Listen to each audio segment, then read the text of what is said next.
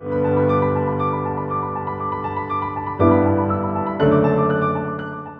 I'm a retired doctor now. I don't work as a doctor anymore. I did work for 20 years in family practice.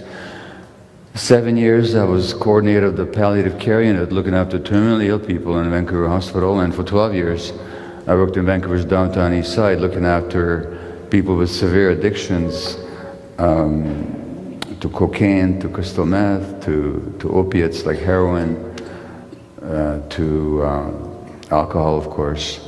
People dying of HIV, of hepatitis C, and every other disease caused by addictions. And in my practice, I looked after young families, I looked after people of all ages, and I'll tell you what I've learned. The one thing I've learned many things, but the one thing that I can reduce it to or simplify it to is that virtually everything I ever saw, whether it was cancer, whether it was multiple sclerosis, whether it was depression, whether it was addiction, whether it was ADHD, whether it was colitis, rheumatoid arthritis, you know what it came down to?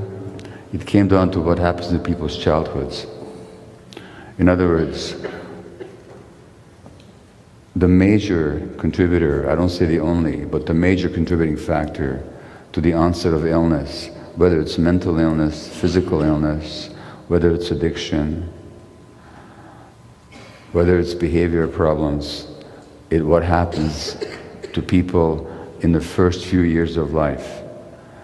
And that may seem like an astonishing statement, and how is this guy going to prove it in the 16 minutes that he's got left? Well, let's give it a try. In the downtown east side, which is Vancouver's drug area, and not only is it Vancouver's drug area, it's also known as North America's most concentrated area of drug use. We have more people there using injecting substances than any other place in North America in a few square block radius. I can tell you that over a 12-year period, I didn't meet a single female patient who had not been sexually abused as a child, not a single male patient who had not been either physically abused or sexually abused or neglected or abandoned in significant ways. And in North America, we like to think of addiction as either a choice that people make, and if they make that choice, then we punish them for it, so we build jails where we keep people who use drugs. Or we see it as a brain disease that's genetically inherited. So if we look at the sad fact that in Canada, 30% of the people in our jails are First Nations origin, where they only make up 4 to 5% of the population, we explain that by saying that these poor people genetically are susceptible to addiction. So it's either we make it into a disease or we make it into a choice. Neither is true. It's not a choice. Nobody ever chooses to be an addict, nor is it something that's inherited. We know, for example, that even people that do inherit some genes that are predisposed to addictions, if they're brought up in proper environments, they have no more risk of addiction than anybody else. So it's not ever the genes that cause the addictions, and nobody ever chooses the addiction. What actually happens is when people are traumatized, that increases their risk of addiction. And if you want to know why the First Nations population in this country, it's because they're the most traumatized segment of the Canadian population. Historically, I don't suppose I have to tell you about that, but the fact that in the prairie provinces, I'm not sure what the percentage are in Alberta, but I know in Saskatchewan and Manitoba, I know the percentage is high. I don't know how high it is in Alberta, but most of the kids in care are First Nations origin. This is in a population that knew how to look after their kids beautifully, that if you look at the parenting practices of First Nations people across the world, they're actually superior to those of industrial societies according to all the research, unless they're traumatized, in which case the trauma is passed on from one generation to the next. So when it comes to addiction then, what we're looking at is the impact of childhood trauma. Why? Because number one, let's just define an addiction. An addiction is any behavior, substance related or not, that an individual pursues because they find pleasure, relief, or they crave it temporarily, so they pursue it for the pleasure and the relief despite negative consequences, and they don't give it up. in the face of negative consequences. I said any behavior. So that could be sex, gambling, eating, shopping, work, relationships, or substances. And if you ask yourself, by that definition, have you ever had an addictive pattern in your life? If you're like most of the people I speak with, if I ask that question, many of you would put your hand up. By that definition, if you've ever had an addictive behavior. And then if you ask yourself, but what did that behavior give me? What did I like about it? Well, you'll tell yourself, it relieves stress. So when I'm very stressed, I go home and I eat a lot. Or then I turn on the TV and I just veg out. Or I do drugs. Or I go shopping and I spend a lot of money I can't afford to spend. So in other words, the addiction serves a purpose. It temporarily relieves stress. Or it distracts you from emotional pain that you're experiencing. Or it gives you pleasure that otherwise is not available to you. What I'm saying to you is that the addiction is never the primary problem. The addiction is always an attempt on the individual's part to solve a problem. The problem is, why am I having so much emotional pain? And how come I don't know how to deal with emotional pain? Why is there so much stress in my life? And how is it that I can't regulate my stresses without an addictive expression? Why am I lacking pleasure? If you're feeling shy and isolated and it takes a few drinks to loosen your tongue, what happened to you that you feel so scared of people? In other words, the addiction is not the problem. The addiction is actually an attempt at a solution. The problem arose because early in childhood, you were somehow hurt. Because when people are traumatized, a number of things happen. One is they begin to feel themselves as deficient, because children are narcissistic. And I don't mean that in the sense of any pejorative implication. What I mean by that is they think it's all about them. They think everything's about themselves. So when good things happen to a child, the child will assume, hey, I must be great because look at all these great things that are happening. But if bad things happen to a child, if the child is yelled at, or beaten, or sexually abused, or told to go to their room when their parents don't like their behavior, or the parents are just depressed, or unhappy, or stressed, traumatized in their own life, the child thinks these bad things are happening because I'm a bad person. So then you have low self-esteem. That's the first thing that happens. The second thing that happens is that what we now know, and this is a conference on the brain, what we now know is that the circuits of the brain are actually shaped by early experiences, so that the brain isn't just genetically determined, that already in the uterus, what's happening to the mother is already affecting the brain circuitry of the child. So when the mother is stressed, that's affecting the baby's brain. And these people that are traumatized in childhood, they don't have the conditions for healthy brain development. And then they're going to have mental health problems. And they're going to have ways of compensating for those mental health problems through addictive behaviors. So whether we're looking at the low self-esteem, whether we're looking at the brain physiology, whether we're looking at the spiritual isolation of how alone the addict feels, that it all goes back to what happened early in childhood. It's just a compensation. It's not a healthy compensation. It creates more problems.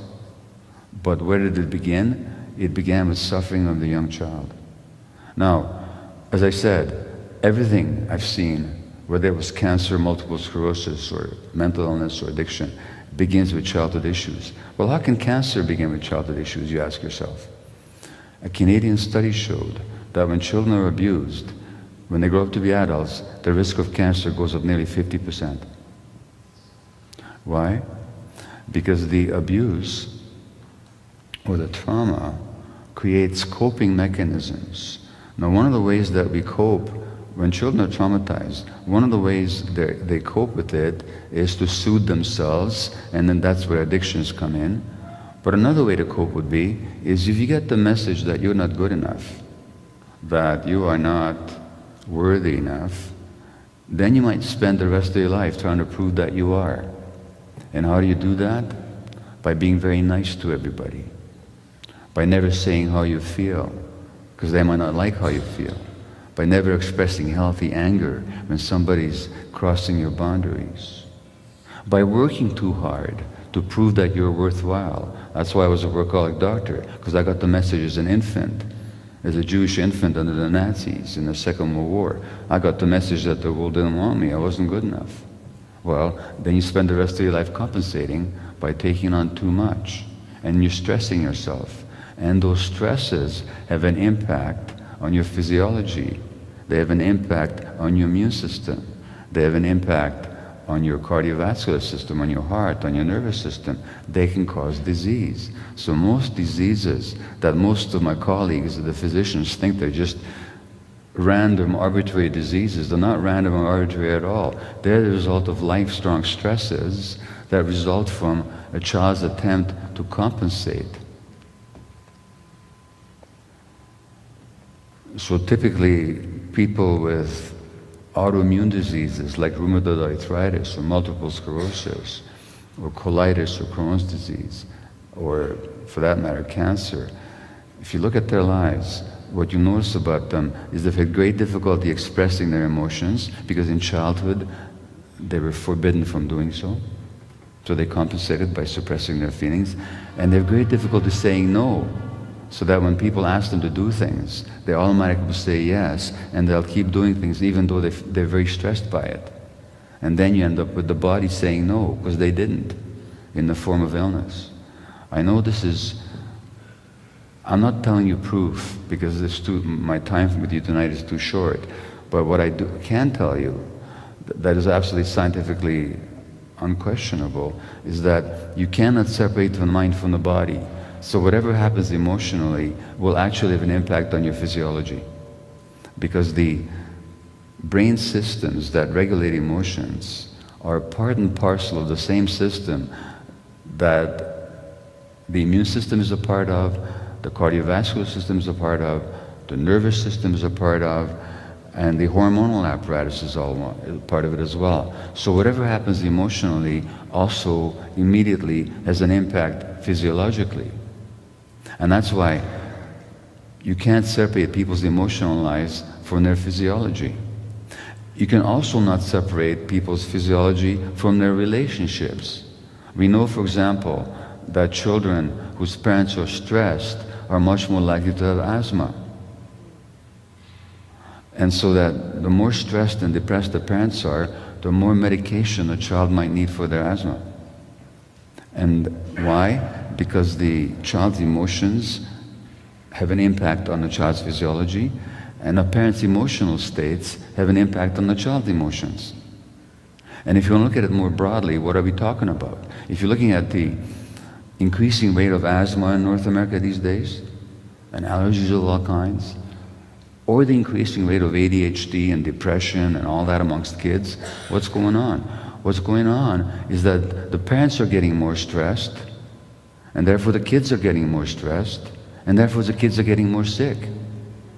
And it's not a question of the parents not loving their kids, it's not a question of blaming parents, it's not a question of parents not doing their best. It's the question is that because of economic circumstances and greater isolation, the breakdown of extended families, the breakdown of communities, all the uncertainties of modern industrial life, the parents are more stressed, and the more stressed the parents are, the more stressed the kids are.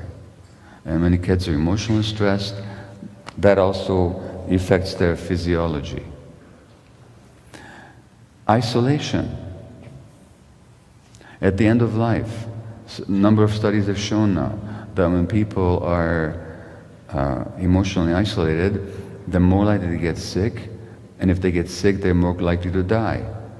And so, for example, amongst elderly couples, when one of them is hospitalized, the other's risk for dying goes up significantly. Why? Because our physiology cannot be separated from our emotions, and our emotions cannot be separated from our relationships. So human relationships are actually necessary to maintain healthy human life. We're social creatures.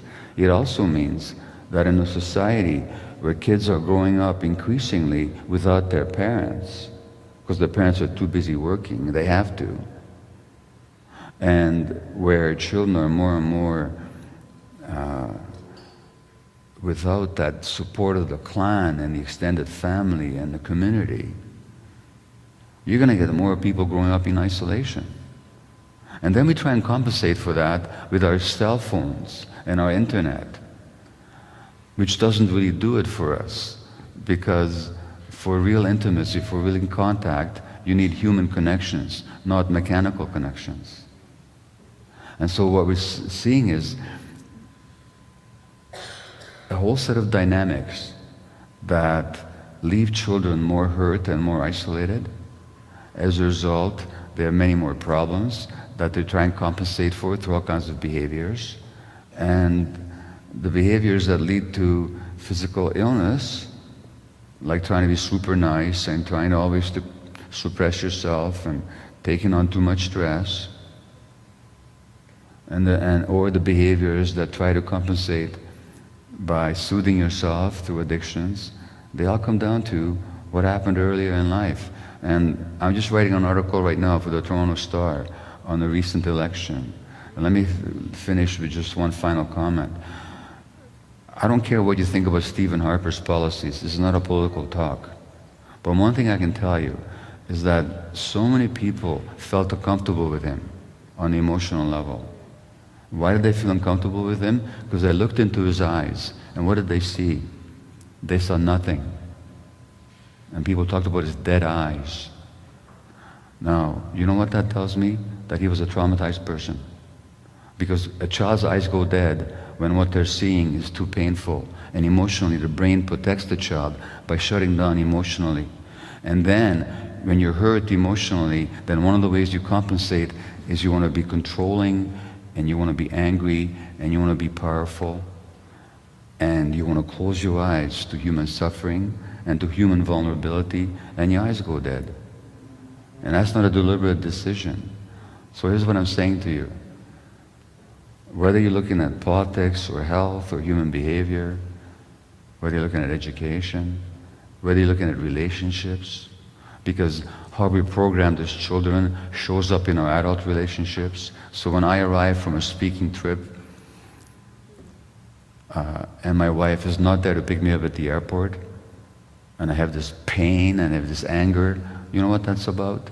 That's about the fact that my mother abandoned me when I was a year old.